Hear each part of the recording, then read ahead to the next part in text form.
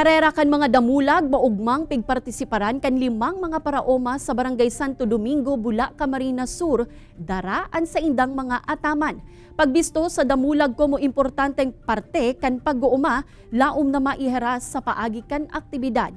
Uyaliwat si Jessica Kalinog. Not your ordinary karera ang isinagibong aktibidad sa disperas kan kapistahan kan Barangay Santo Domingo, Bula. Taimbes na mga tao ang nagdalagan, mga damulag ang nagpaerinutan na makaabot sa finish line sa nasa 100 metros na lawig kan umahan mantang sakay an may sadiri. Ang nangenot sa karera ang 17 anyos ng damulag ni Tatay Anselmo. Medyo mayo po nga ng practice, kaya tapos medyo po maedad na siya, kaya medyo maliliyaw na. Pero nadaraga ro sa ano ko,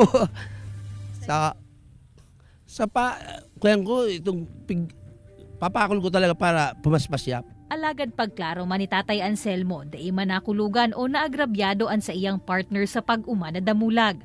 Ang naganahan na 2,000 pesos sa kompetisyon, iyon naman ang pigamit ni Tatay Anselmo na panghanda sa kapistahan kan sa indang barangay.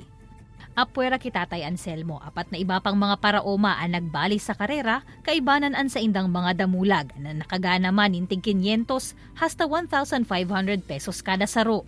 Sigun ki Tatay Ronnie, nakulang bagay ang papel kan mga damulag sa saindang mga kabarangay na haros kadaklan mga paraoma. Kaya pigmaot man kan sa indang grupo na ibida na antes pa man nagkaigwanin mga makinarya, ang mga damulag ang sa indang nagiging katabang sa pag-uuma. Kaya po na marayta lalo man pag-aruga ni itong apodgen man pag mataranuman din paroy, itong ultimo kaya ng apodgen sa mo itong pinagkakayat baga. Ito po yan ang importansyang maray. Tapos man pag panakot nin kung anong mga kunyan. Padagos man subuot nindang gigibuhon ang parehong aktibidad, tanganing padagos man nabistuhon, urog na kan mga hovenes. An importansya kan damulag sa sektor kan agrikultura.